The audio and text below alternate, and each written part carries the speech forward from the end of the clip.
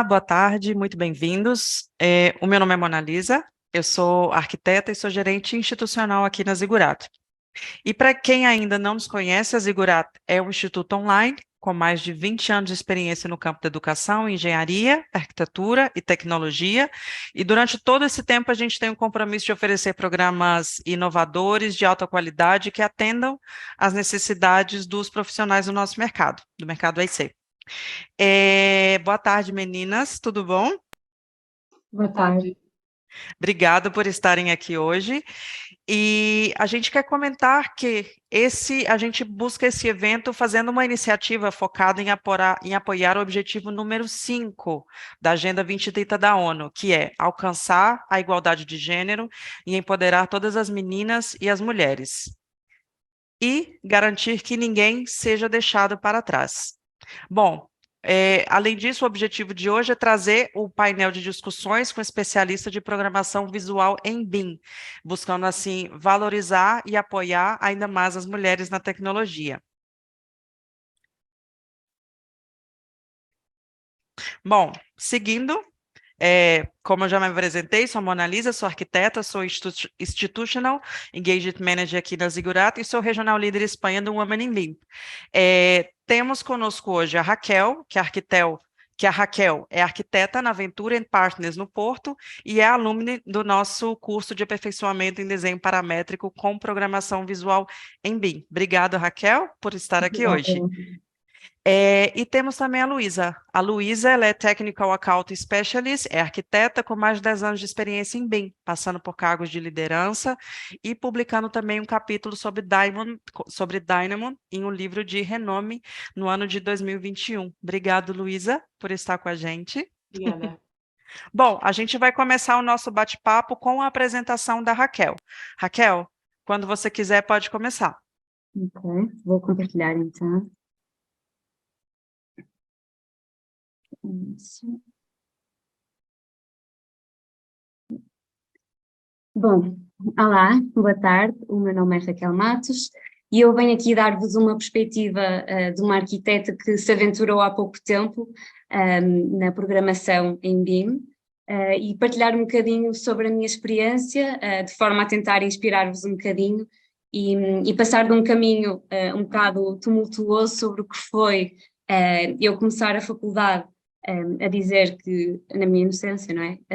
Ignorância também, dizer que detestava a tecnologia, a ser uma pessoa que hoje em dia procura saber mais e que procurou saber mais sobre programação e, portanto, quero que me acompanhem um bocadinho nesse percurso para vos motivar também, pode ser que consiga motivar alguém. Portanto, o meu nome é Raquel Matos, eu sou mestre em Arquitetura pela Faculdade de Arquitetura da Universidade do Porto.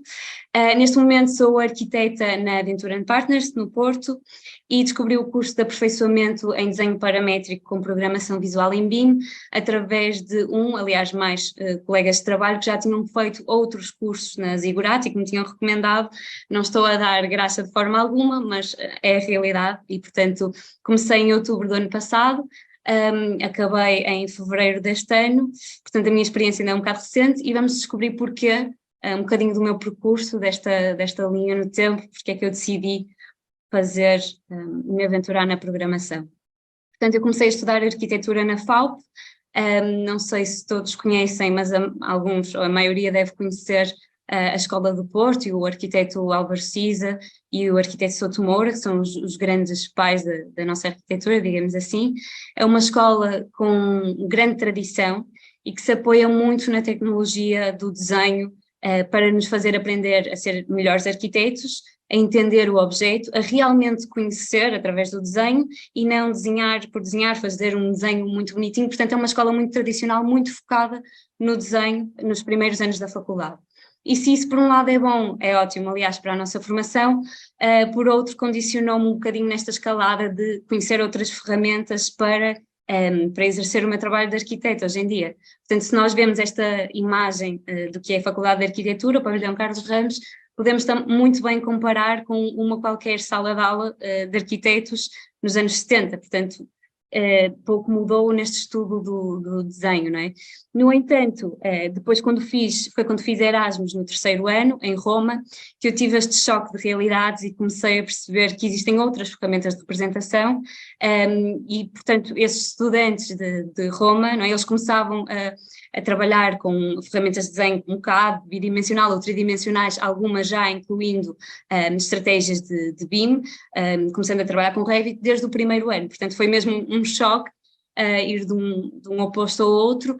Eu inscrevi-me inocentemente numa disciplina que era sobre parametrização em Revit. Eu não sabia nada sobre parametrização, não sabia nada sobre Revit, portanto, como podem calcular, correu muito bem, não é? Tive que mudar de disciplina a meio do semestre, mas foi o primeiro contacto e um abre-olhos sobre que outras ferramentas existem para chegar onde eu quero chegar e desenhar aquilo que quero desenhar.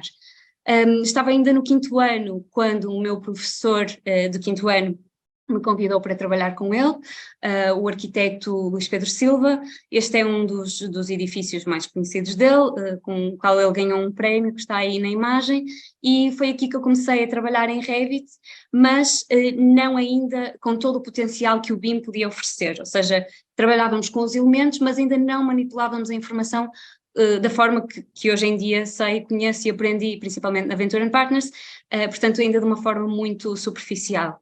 Este foi um dos edifícios onde trabalhei, que já está quase a ser finalizado no Porto, um edifício de escritórios onde está a sede da Ágias. Depois, entretanto, tive que acabar a minha tese.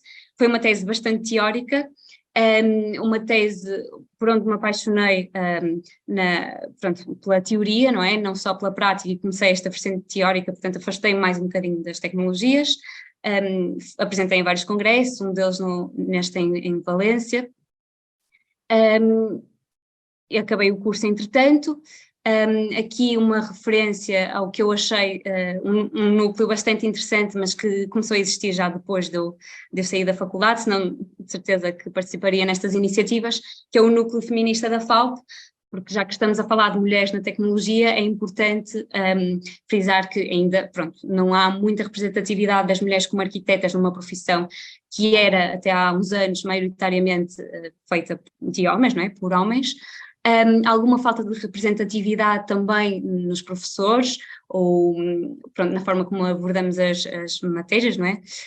Na maioria por homens, e pronto, e depois alguns comentários que acredito que sejam transversais à nossa cultura, e alguns testemunhos de alguns acontecimentos um bocadinho, pronto, não a favor das mulheres e das mulheres nesta área que até há uns anos era maioritariamente dos homens, não é? Depois, voltando outra vez à minha experiência pós-curso, enquanto estava a fazer o meu portfólio, trabalhei num pequeno ateliê, onde um dos sócios, um dos colegas da minha chefe, trabalhava ou tinha trabalhado para os BIG e estava a fazer projetos de programação para os BIG. Ele já trabalhava independentemente, era independente deles, mas estava a fazer projetos para eles e já com programação.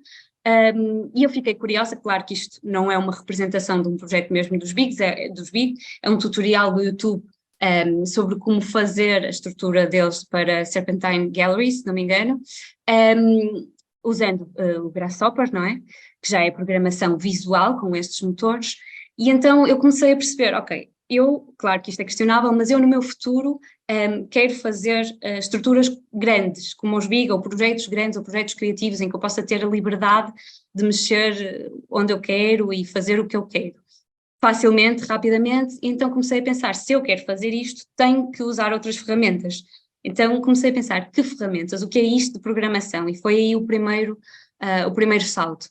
Entretanto, a minha veia de teoria chamou-me outra vez, e quando fiz um curso de património na FAUP, depois convidaram-me para fazer um bocadinho de investigação no Centro de Estudos de Arquitetura da FAUP.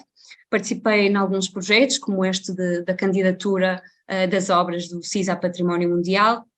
Participei também noutro projeto que ganhou vários apoios da Fundação Americana Getty, onde participei na elaboração do plano de gestão e manutenção da piscina de marés, mas sentia que me faltava alguma coisa, não era isto que eu queria, o que eu queria era mesmo prática, E então foi aí que me candidatei à Aventura and Partners.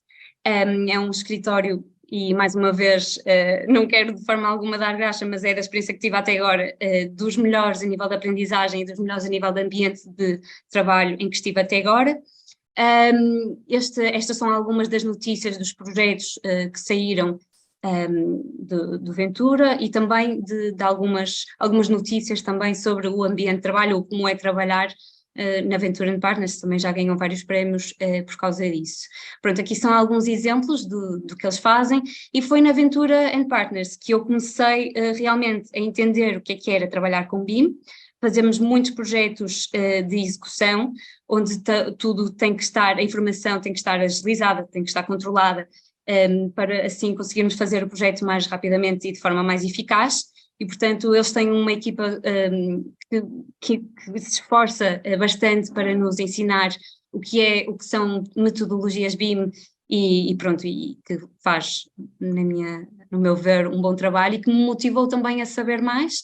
E foi a eles que recorri quando quis fazer e saber mais sobre programação. Este é um dos edifícios onde estou a trabalhar, um dos grandes edifícios de habitação na Maia. Esta é uma foto já publicada do que posso mostrar. E então sugeri-lhes fazer este curso de programação, ao que tive o total apoio da parte deles, e foi aqui, finalmente, que eu aprendi o que é programação visual, o que é programação, o que é programação destinada à arquitetura.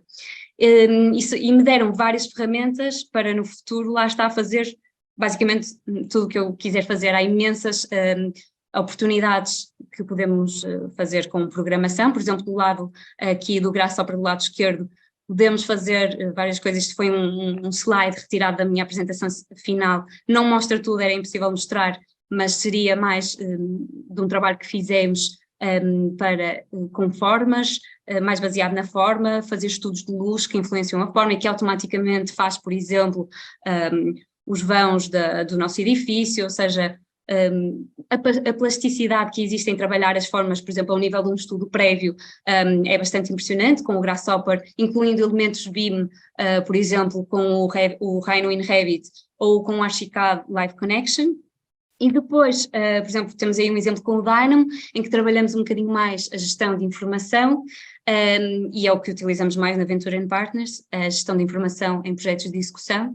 Pronto, depois temos mais um exemplo, não liguem à forma, mas era puramente para efeitos do exercício, onde podemos mudar a base simplesmente, e o edifício completamente, simplesmente mudando a linha, por exemplo, da base do edifício, que é extraordinário, numa questão de segundos.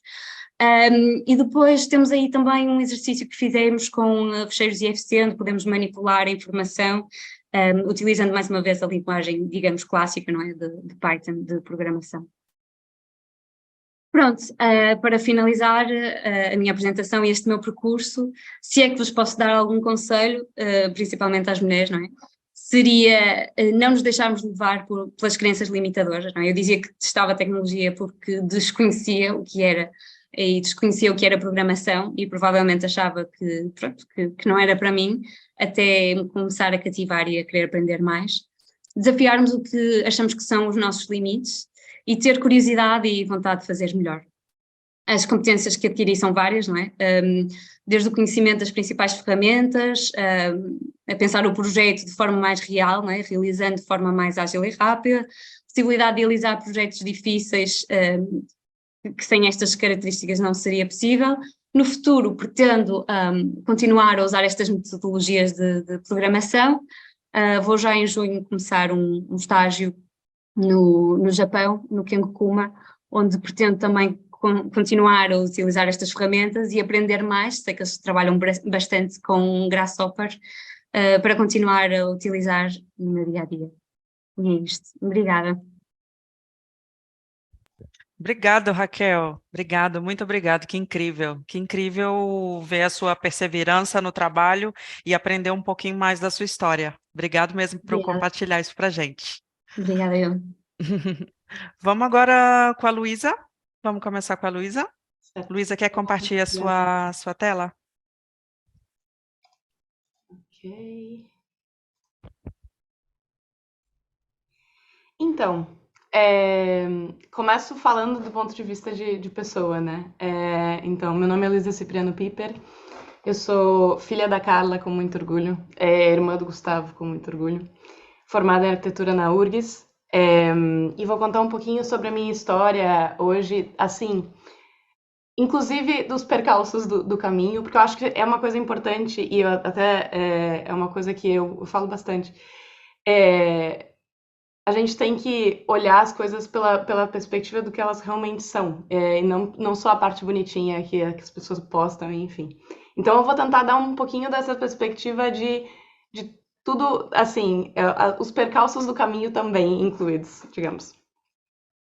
Então, falando um pouquinho sobre a minha história, eu comecei a arquitetura na URGS, então na Universidade Federal do Rio Grande do Sul, em julho de 2012.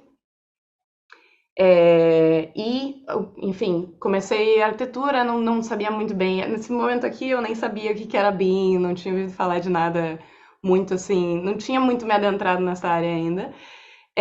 Ganhei uma bolsa para estudar um mês no Japão, comecei a abrir a minha cabeça também um pouco em relação a outras culturas, outras possibilidades. Então, comecei a estagiar logo que voltei depois dessa bolsa de estudos no Japão. Comecei a estagiar pela primeira vez. Em 2016, então, fiz um semestre também com bolsa na Argentina, na Universidade Nacional de Córdoba. E na Argentina foi o momento em que eu também vi bastante, e aí eu consigo me relacionar bastante com o que já foi dito, né? Eu comecei a ver muito das pessoas começarem a usar a BIM. Quando eu voltei, eu lembro que tinha muitos colegas que estavam começando a utilizar a BIM. E eu meio que me sentia meio que por fora, assim, porque já tinha muita gente e as pessoas começavam a dizer, pois é, essa coisa de AutoCAD, né? Coisa do passado. Agora a gente usa Revit, enfim, e eu não entendia muito bem o que significava, qual era a diferença entre um programa, o que era o BIM, na verdade, né? Se o BIM era o programa, o que era... Nesse momento eu estava meio que começando a entender sobre isso. Então, eu comecei a fazer cursos de BIM, no caso, em 2017 eu fiz, no caso, 3 cursos de BIM em Revit, e aí eu comecei a entender que Revit não era... ou seja, BIM não era um produto, que BIM pode ser várias, na verdade é um workflow, é uma metodologia, enfim, nesse momento eu comecei a entender um pouco mais sobre isso. Em 2018 eu me formei e fui efetivada arquiteta num lugar que, na verdade, eu não gostava muito de trabalhar, porque ele era muito relacionado com arquitetura de interiores, eu não era muito de arquitetura de interiores, nunca fui, assim, eu sou uma pessoa, eu diria, muito pouco relacionada a essa coisa estética. Então, era sempre muito pela praticidade, pela funcionalidade. E interiores pode ser, claramente, em relação a isso, mas nesse caso não era. Era mais em relação à beleza das coisas, digamos assim. E aí, em 2019, eles tiveram uma baixa de projetos nesse escritório e eu fui demitida, e aí vem o pulo do gato, e por isso que eu estava comentando que eu gosto de contar as coisas como elas são, né? Não só a parte bonitinha. Aí, o que veio disso? Bom, nesse período eu tinha guardado um dinheiro de tempo, assim, vinha guardando um dinheiro, e eu disse, sabe de uma coisa? Eu vou pegar esse dinheiro e vou ir reconhecer a minha cidadania na Itália. Eu sabia que eu tinha parentes na Itália e tal, mas tinha que fazer toda a papelada. Eu não contratei ninguém para fazer isso também, então assim foi bem caótico esse momento, mas eu decidi que era a oportunidade para mim de me jogar nessa nova oportunidade, nessa nova vida, né? Então, aí, nesses meios tempos também, eu tinha, em janeiro, mandado currículo para a Viseico, que, na verdade, é uma empresa que eu guardo com muito carinho, assim, foi a primeira empresa que eu trabalhei como BIM Manager.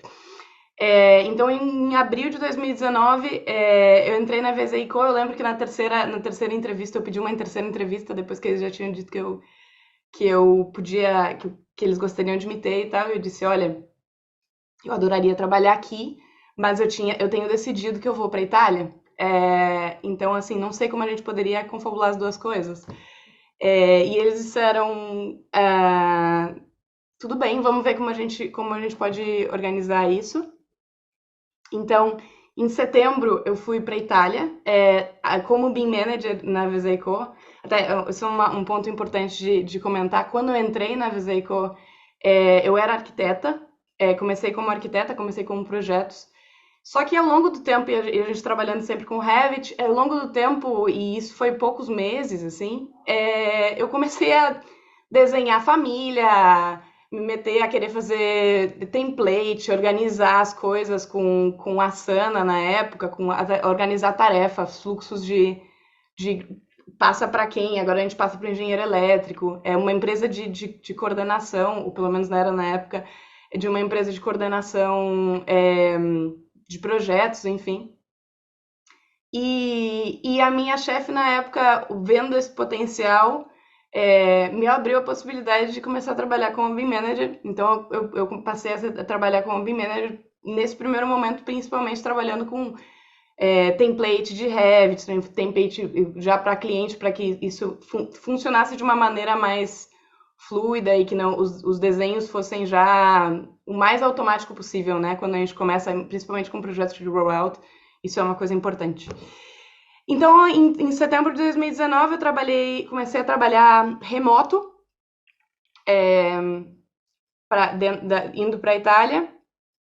Em 2020, eu começo a estudar Dynamo quase todo dia, porque eu vejo a potencialidade da programação. Eu sempre fui uma pessoa que gosta muito de olhar para as coisas e ver quais são os momentos e quais são as partes dos fluxos de trabalho em que a gente perde tempo, em que a gente faz tarefas repetitivas, em que a gente...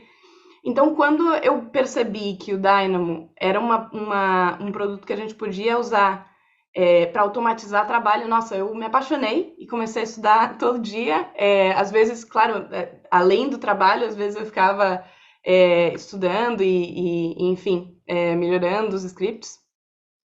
E então, em 2020, em fevereiro, eu me vi no olho do furacão sozinha. O que isso quer dizer? Para quem lembra, a pandemia na Itália estourou em fevereiro de 2020, fevereiro de 2020, e estourou justamente na Lombardia, que era a região que eu morava. Então foi bem maluco. Não sei se minha mãe está aí vendo o vídeo, mas certamente ela vai lembrar desse momento, porque eu estava realmente sozinha na Itália, sem conhecer quase ninguém, e foi um momento, além desse momento inicial da demissão, que foi uma virada de página na minha vida, esse momento também foi uma virada de página, porque eu lembro de inclusive, fazer uma tabela e pensar, eu volto para o Brasil ou eu fico na Itália? O que eu faço? E aí ganhou por uns pouquinhos pontos de ficar na Itália, e foi a melhor decisão que eu não me arrependo nem um pouco dessa decisão. Enfim, fiquei na Itália. Em 2020, em junho, eu comecei a trabalhar como BIM Manager na Itália, ao mesmo tempo que trabalhava como BIM Consultant no Brasil para essa mesma empresa brasileira. Então, comecei a trabalhar com uma empresa que trabalhava com BIM Management e com Scan2BIM, com criação de modelos a partir da nuvem de pontos, basicamente antes de o processo de arquitetura efetivamente começar. A gente modelava os projetos, principalmente projetos muito antigos, casarios antigos italianos. Então, comecei a trabalhar nessa empresa, chama Wiscam. E em 2021, eu me tornei BIM Manager na CES, que é uma empresa de commissioning, assim, é uma empresa de cuidado, assim, desde o processo de de elétrica, hidráulica, HVAC, então toda a cuidado com o ambiente dentro da edificação. Além disso, depois da entrega também existia uma parte de inspeção, que é o que eu me refiro com commissioning, não sei exatamente como me referi, mas é basicamente isso, né? Então, a inspeção desses elementos. Isso já não era arquitetura, era uma empresa efetivamente de engenharia, mas eu fui contratada para trabalhar nessa empresa e para automatizar trabalho tudo que pudesse, na verdade. Comecei trabalhando como BIM Manager. Em junho, então muito rapidamente me torno BIM Lead dessa empresa, me tornando chefe de um grupo de 4 BIM Managers, os quais cada um tinha a sua habilidade, né? Eu era mais voltada à programação, tinha gente que era muito especializada em criação de famílias, por exemplo, e eu liderava esse grupo. E, então, em 2021, também recebi bom, na verdade, um ano antes, eu recebi um convite para trabalhar em um livro, esse livro aqui. Então, é um livro que fala sobre gestão e visualização de dados BIM. Ele fala um pouco sobre Power BI, ele fala um pouco sobre Dynamo. Na verdade, o capítulo que eu escrevi é efetivamente para dar uma introdução ao que é o Dynamo, para dar uma introdução a como começar nessa parte de programação, o que significa, o que é um algoritmo. Eu até faço bastante referência a uma receita, né? O algoritmo é uma receita, só que a diferença é que tu, em vez de tu dizer, eu vou colocar, por exemplo, quer fazer um omelete, tu coloca 2 ovos, sal, tarararará, tu escreve isso de uma maneira ou gráfica, no caso da programação visual, ou utilizando o API, utilizando funções dentro de uma programação escrita, né? Uma programação com Python, programação com C# e assim por diante. Então, em 2022, eu me tornei Technical Account Specialist na Autodesk. Isso para mim também foi uma grande vitória. Eu levava muito tempo querendo trabalhar dentro da Autodesk, não só pelo nome que ela tem, mas também porque eu tinha consciência de que a cultura dentro da empresa era muito cuidada. Assim, eles têm muito um cuidado com diferentes maiorias e minorias, e existem vários projetos dentro da Autodesk com essa função. Então, eu lembro que eu fiz uma lista das empresas que eu gostaria de trabalhar, e a Autodesk estava entre as 3 primeiras, se não era a primeira dessa lista, justamente porque eu estava escolhendo conforme não só o reconhecimento, mas também a cultura, porque a cultura, na verdade, para a gente passa muito tempo trabalhando, então é uma coisa muito importante que a gente goste do nosso ambiente de trabalho, né? Então é isso, o que eu faço hoje, então, eu sou especialista técnica, instruindo e guiando clientes com um contrato EBA, que é um contrato de Enterprise Business Agreement, é um contrato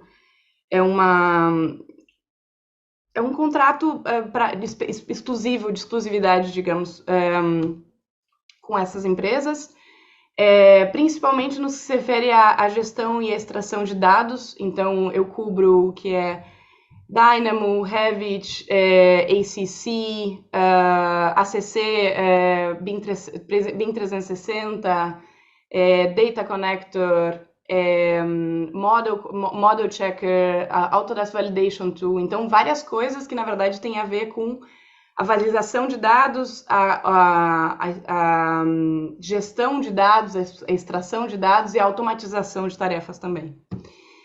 Além disso, eu sou consultora técnica, então essas são as 2 partes principais, digamos, do meu trabalho, ser consultora técnica de confiança para essas empresas, utilizando mais do que nada manter relações profissionais e que as pessoas confiem, que o cliente confie no trabalho, que explique as suas necessidades para que a gente possa ajudar, deixar claras as expectativas e, acima de tudo, ter um pensamento muito analítico de resolução de problemas, porque a gente está sempre lidando com como a gente pode fazer com que,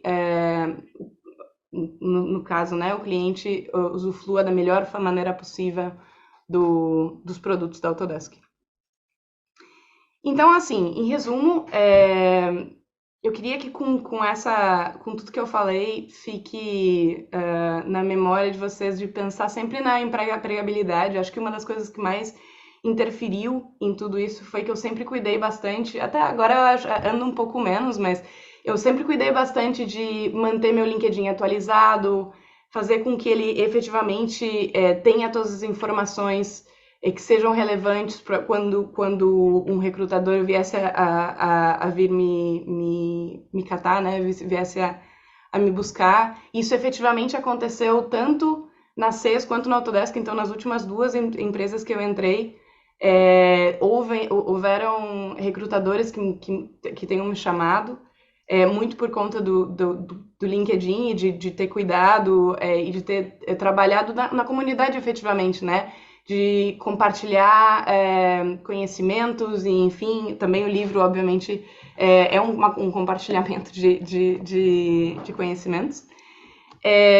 Pensar nos seus objetivos e prioridades. Acho que muitas vezes a gente se ocupa com coisas, inclusive mentalmente se ocupa com coisas que a gente não dá realmente prioridade na nossa vida. Então, pensar em objetivos e prioridades é uma coisa bem importante. Não comparar seu backstage com o palco do outro. Então, eu contei um pouco dos percalços e um pouco das coisas que eu mais me orgulho também, porque eu acho que a gente é uma pessoa que tem várias coisas ao longo da nossa trajetória, e eu me orgulho de todas elas. Então, é isso. Mas não compare seu backstage com o palco do outro. E cuide das suas relações de trabalho e de networking, né? Acho que é uma coisa importante a gente aprender a criar e manter relações saudáveis de trabalho e na vida pessoal, obviamente, também, mas de trabalho é muito importante também. E era isso, minha parte. Obrigada, Luísa. Meu Deus, eu tenho tanta pergunta aqui para fazer para vocês, vocês não imaginam. Vou voltar aqui a partilhar a minha tela para as pessoas também verem como entrar em contato conosco para também saber um pouquinho mais do nosso curso de desenho paramétrico, tá bem? Obrigado, as duas. Vamos lá para a primeira pergunta para que mandaram para gente. Bom, essa vai para as duas. Quais foram os maiores desafios assim que vocês enfrentaram como mulheres nessa indústria da construção, que a gente já sabe que é super majoritariamente masculina, e ainda mais com isso da tecnologia, da programação? Quem quer começar? Quais foram os maiores desafios, assim, na opinião de vocês? Pode ir, Raquel, se Né? quiser. Bom, os meus maiores desafios no início de carreira, ponto, seria, lá está, aqueles que eu referi ao longo da apresentação, de não dominar todas as ferramentas que queria para fazer o tipo de arquitetura que queria. O início de carreira é sempre também um bocadinho indeciso, não é? Não sabemos o que é que vamos fazer. Cada anúncio pede uma ferramenta diferente, cada anúncio de trabalho. Estamos ainda um bocadinho inseguras, pelo menos no meu caso, relativamente a opções técnicas de trabalho, não é? Alguns pormenores construtivos, algumas coisas mais de detalhes, ainda por cima, muitas vezes fazendo, às vezes, no ambiente de trabalho que pode ser um bocadinho hostil ou um bocadinho preconceituoso para com as mulheres, é um bocadinho mais difícil.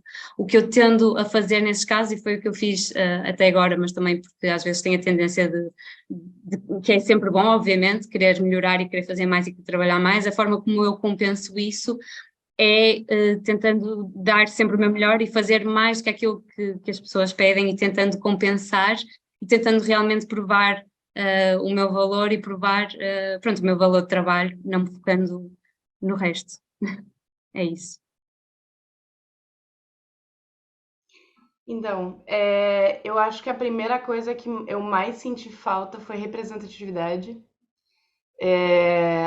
Assim, começando no BIM, eu lembro a primeira vez que eu vi um vídeo de Dynamo, em que a instrutora, ou a pessoa que fazia, na verdade, era a Deb BIM Girl, talvez alguns de vocês conheçam, é um canal de BIM bem conhecido.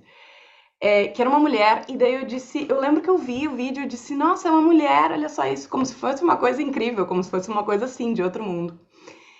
Então, acho que uma das primeiras barreiras foi a representatividade, além do que eu acho que isso transcende a arquitetura, transcende a indústria da construção, o que é ser uma mulher no ambiente de trabalho, né? Que tu fala as coisas e as pessoas não te levam muito a sério, ou elas te cortam com mais frequência. Tem até um estudo que diz que os homens cortam 2 vezes mais as mulheres do que cortam os homens. Então, isso sempre é um desafio. Eu acho que não existe um ambiente completamente seguro ainda, pelo menos, em relação a isso. Mas eu diria que muitas vezes é uma questão de aprender a como lidar de uma maneira que tu não demonstre. Tu demonstre a vulnerabilidade sempre que seja pertinente, sempre que tu saiba que tu possa confiar nas pessoas. Eu acho que a vulnerabilidade é uma coisa, independente de que área seja, é uma coisa necessária, mas a gente tem que sempre manter um pouco assim de cuidado com a gente mesmo, acima do que os outros pensam, do que os outros, né? Uhum. Então, acho que muito em relação a isso, assim.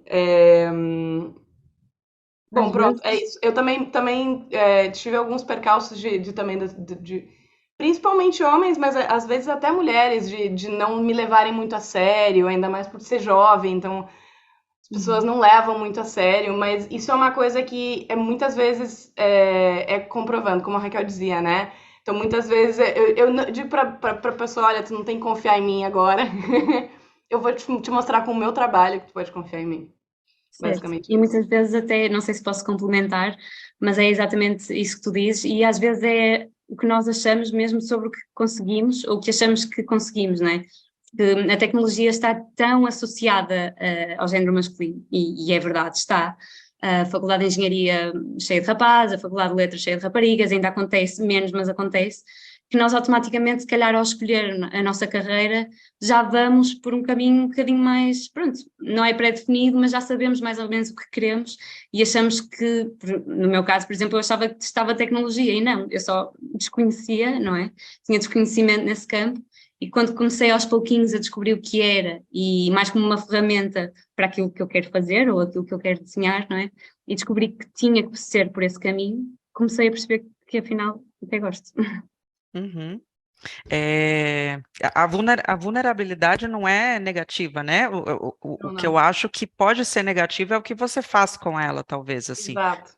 Não é? E eu me lembro até, ouvindo assim, a fala de vocês, eu me lembro numa entrevista que eu fiz aqui na Zigurato faz um tempo, no mês das mulheres, falando também um pouquinho sobre o meu trabalho no Women in BIM, e as pessoas me pediram uma frase, e aí eu me lembrei justamente do poder da coragem, assim, porque coragem não é ter somente coragem de fazer as coisas. Eu faço as coisas com medo, mas eu faço. Uhum. Na primeira vez eu tô morrendo de medo, mas eu faço. Na segunda eu tô com um pouco menos. E a confiança também, ela é construída, não é? Assim, a confiança em si mesmo. E as pessoas vão percebendo isso ao longo do tempo. Bom, Uhum. só para complementar um pouquinho. Com certeza. A Clara quer saber, ela escreve aqui para vocês. Estou na estaca zero da programação visual. Ela quer uma dica. Por onde que ela pode começar? Eu diria, assim, depende do programa, na verdade, um pouco, mas eu diria que tutoriais de YouTube tem vários muito bons. Eu recomendaria o Gavin Crump, que na verdade foi um que escreveu o livro também comigo, que tem muitos tutoriais em relação a tanto a Dynamo quanto a Grasshopper, tem várias coisas. É, Então, acho que é uma coisa bem importante que se entenda bem como funciona o host, seja lá que host seja. Eu estou falando aqui nesse caso do Revit e do Dynamo, mas poderia ser Grasshopper, poderia ser. Existem outros produtos, obviamente, não vou falar só da Autodesk, né? Mas entender bem como funciona o programa base em que essa programação vai funcionar, enfim. E eu diria mais do que nada começar a perceber quais são as tarefas em que a gente despende muito tempo e que parecem ser simples, mas tu gasta muito tempo fazendo aquilo. é realmente chato, porque tu fica lá, tá. Esse tipo de tarefa tem que ter uma luzinha assim que surja na mente e te diga, ei, isso daqui bem possivelmente possa ser programado. E aí, nesse entanto, tu vai buscando no Google, tem vários tutoriais, e tu vai descobrindo o que pode ser programado, o que pode ser automatizado, né? No caso da automatização, no caso. Acho que, para mim, pelo menos, surgiu disso. Eu tinha muitas coisas que eu detesto fazer muitas coisas iguais ao mesmo tempo. Eu fico chateada de fazer isso. Então eu começava a olhar tutoriais e começava a olhar possibilidades e começava a estudar realmente. Existem vários fóruns, geralmente, para compartilhamento de informações, para que tu faça perguntas. E começar de pouquinho, com coisas que sejam úteis, efetivamente, para o teu trabalho diário, ou para o trabalho de outros diariamente. Mas que não necessariamente seja uma coisa grandiosa, vai automatizar tudo ao mesmo tempo, porque isso não vai acontecer, no caso. A gente tem que fazer passinho a passinho, né? Uhum. No meu caso, lá está, eu acho que tens razão, Luísa, que é sempre importante, mesmo já sabendo alguma coisa, muito ou pouco de programação, sempre estar nesses fóruns, há sempre dúvidas que temos, estamos sempre a aprender, mesmo depois deste curso que eu fiz, claro que isto foi uma introdução, uma iniciação, não é que eu agora seja profissional, não é? E além disso, acredito que até tu muitas vezes recorras a esse tipo de fóruns ou a vídeos do YouTube. O importante é manter mesmo esse espírito de curiosidade, de querer aprender mais, não estagnarmos nunca, não é? E pronto, e ter sempre essa curiosidade e procurar mais, saber mais. Uhum. E além disso, está atualizado sempre com as tendências do mercado, né? Acho Claro. que Sim, também vai um pouco por aí. Bom, Clara, e se quiser saber mais do curso, escaneie esse código que a gente pode te ajudar. A Giovana pergunta: qual que é o maior desafio em ser BIM manager no Brasil e no exterior? Bom, Maior talvez a depende. Luísa pode falar um pouquinho do Brasil, Sim, dos dois, sim, que é o em sim. Portugal. Pois então, o maior desafio de ser BIM manager. Eu acho que depende um pouco da área. Muitas vezes o que mais era difícil para mim, principalmente quando eu trabalhei para automatizar trabalho nessa empresa de engenharia, e eu estava também lidando como líder da equipe, enfim. Muitas vezes para mim era traduzir uma necessidade e a necessidade de várias partes diferentes. Então, de um engenheiro com lá e que tu tivesse que fazer com que isso funcionasse na prática e cobrasse das pessoas para que elas seguissem um determinado standard, as regras que fossem impostas em relação a isso.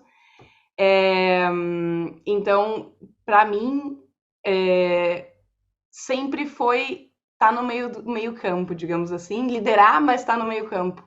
Eu acho que essa foi a minha dificuldade em qualquer tanto no Brasil quanto no exterior, eu diria que essa foi a maior âncora, assim.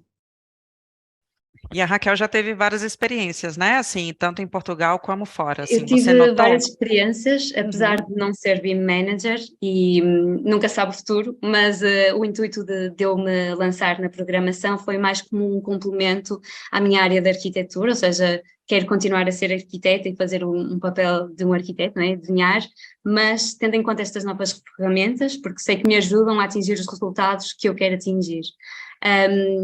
Sei que, pronto, existe lá um BIM manager na minha empresa que tem tido imenso trabalho a implementar isso na empresa. Em Portugal, não é, penso que não é muito comum, pelo menos para já, esse tipo de carreira e as pessoas saírem pelo menos do curso com essa expectativa de ser BIM manager, não é? Ainda não é uma coisa muito instalada, mas penso que é uma coisa essencial e acho que a Luísa disse tudo, é a experiência de trabalho dela, sabe melhor sobre isso do que qualquer outra pessoa aqui. Muito Mas bem. a gente sempre tem que aprender. No caso, eu até ia complementar dizendo, além disso, óbvio que a gente tem que estar sempre se atualizando, sempre aprendendo, e as pessoas perguntam coisas que logo a gente não saiba, a gente tem que catar a informação. Então, assim, na prática, a Uhum. aprendizagem contínua. Exato. Bom, meninas, para terminar, eu acho que a gente poderia falar assim, pedir até para vocês deixarem assim, talvez uma mensagem final para todas as pessoas, principalmente para as meninas que estão nos assistindo e falando um pouco das oportunidades de mercado de trabalho, assim. O que que vocês diriam em relação a todas as oportunidades que vocês veem e uma mensagem assim para irem atrás de informação, eh, Uhum. basicamente. Bom, é essencial, como já disse, desafiarem-se, não é? E além disso uma carreira e uma especialidade que vai ser muito valorizada, já é, mas vai ser cada vez mais valorizada no futuro, não só para conseguirem um bom emprego, ou mesmo na vossa empresa, para conseguirem outras tarefas, fazerem e ajudarem e realizar os vossos projetos e aquilo que querem realmente fazer de uma forma mais ágil, e rápida. Portanto, daí a programação em BIM ser cada vez mais fundamental. Todas as grandes empresas já estão a trabalhar com isso, já estão a trabalhar com BIM, com programação. Obviamente seria impossível fazer o tipo de projeto que eles fazem, não impossível, mas bastante difícil com outro tipo de ferramentas. E, portanto, acho que é essencial para não limitarmos o nosso potencial, não é? Visto que até o BIM já é obrigatório em muitos países, não é? E pronto, essencial para quem quer se aprofundar mais e evoluir mais na sua carreira.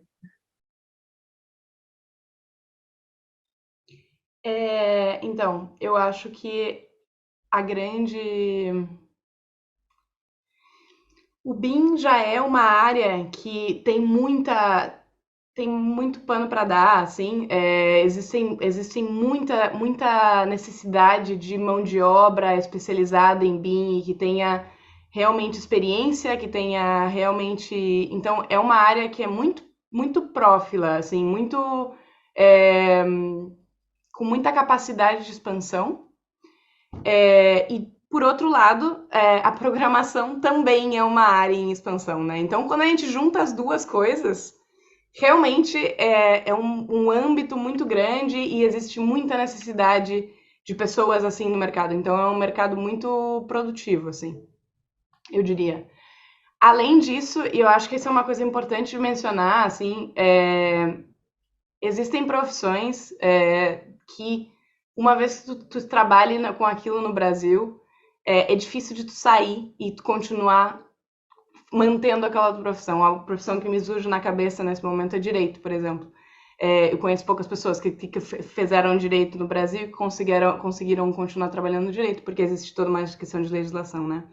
Com a arquitetura, isso também acontece um pouco, porque quando tu quiser assinar uma RT, por exemplo, em um outro país, tu teria que adaptar Convalidar o repaginar o diploma. teu Uhum, diploma. uhum. Isso não é um processo nem fácil nem barato. Então, acho que é uma coisa importante de a gente apontar, assim, que o BIM, por ser uma área que, ainda que, e como a Raquel bem falou, assim, existem países em que não se pensa mais em não fazer projetos em BIM. Na Itália existe uma legislação dizendo que até 2025, adeus, que não for BIM não é projeto, basicamente. Então, isso tem evoluído pela necessidade de mais gente para dentro do BIM, ao mesmo tempo em que, quando tu tenha experiência de mercado, quando tu tenha aprendizagem, seja com, nesse caso, o Master da Ziggurat, seja com a forma, independente da forma que tu aprenda, se tu consiga certificar a tua experiência, o teu conhecimento na área do BIM, eu acho que existe muito mercado para isso. E eu diria que, principalmente para quem deseja sair do Brasil, isso é um ponto a ser levado em consideração, assim, porque para repaginar, para configurar o teu diploma para fora do Brasil, como seja como arquiteto ou como engenheiro, não é uma coisa muito simples. Sendo que, como BIM Manager, tendo comprovado a experiência de BIM Manager, eu não tive que fazer isso, por exemplo. Então, né, isso é É. uma coisa a ser levada em conta. Eu acho que eu só, assim, assino embaixo tudo que vocês disseram e eu acho que eu só acrescentaria coisas assim que a gente já até conversou, né, Luísa, assim, em off, com temas assim de projetos da Woman in Beam e tal, trabalhar soft skills também, que às vezes são um pouco subvaloradas. A Muito. confiança em si próprio com a educação mesclada, bum, te abre um leque que você vai para onde quiser. E essa questão da programação tá muito relacionada também à habilidade de resolução de problemas, à visão analítica.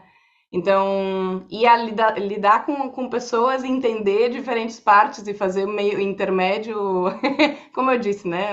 Era uma das coisas mais difíceis para mim como BIM manager. Certo. Meninas, eu ficaria aqui 2 horas falando com vocês, mas eu não posso fazer isso. Muito obrigada por vocês participarem. Espero vê-las outra vez em breve, em algum outro projeto. Muito obrigada de verdade, em nome de todos aqui. Tá bem? Obrigada. Bom, obrigada a todos. Obrigada a todos que nos assistiram hoje.